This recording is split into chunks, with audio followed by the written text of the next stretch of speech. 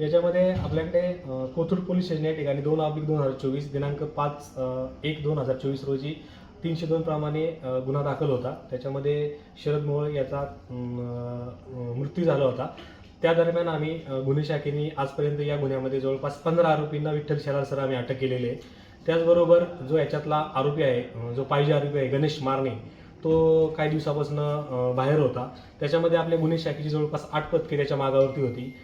ज्याप्रमाणे आपल्याला जी माहिती भेटली त्याच्यामुळे आपली पथकं ही तुळजापूर, बँगलोर, श्रीशैल्यम, रामेश्वर, केरळ, ओरिसा आणि त्याचबरोबर केरळ या ठिकाणी आपली पथकं आपण पाठवली होती.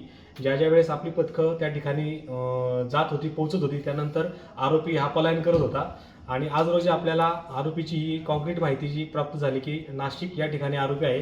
त्याचबरोबर आपली 3 पथकं ही नाशिकच्या दिशेने आपली रवाना झाली होती.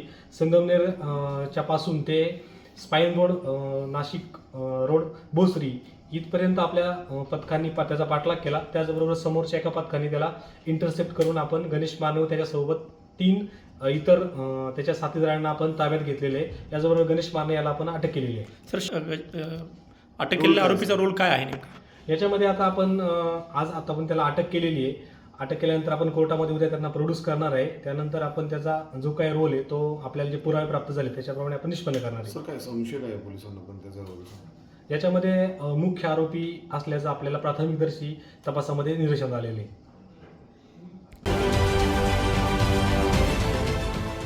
देश विदेशातील प्रत्येक घडामोडींचे लाईव्ह अपडेट मिळवण्यासाठी आता साम टीव्हीच्या सर्व सोशल मीडिया प्लॅटफॉर्मला लाईक, फॉलो आणि सबस्क्राईब करा. तसंच सर्व नोटिफिकेशनसाठी बेल आयकॉन प्रेस करायला विसरू नका.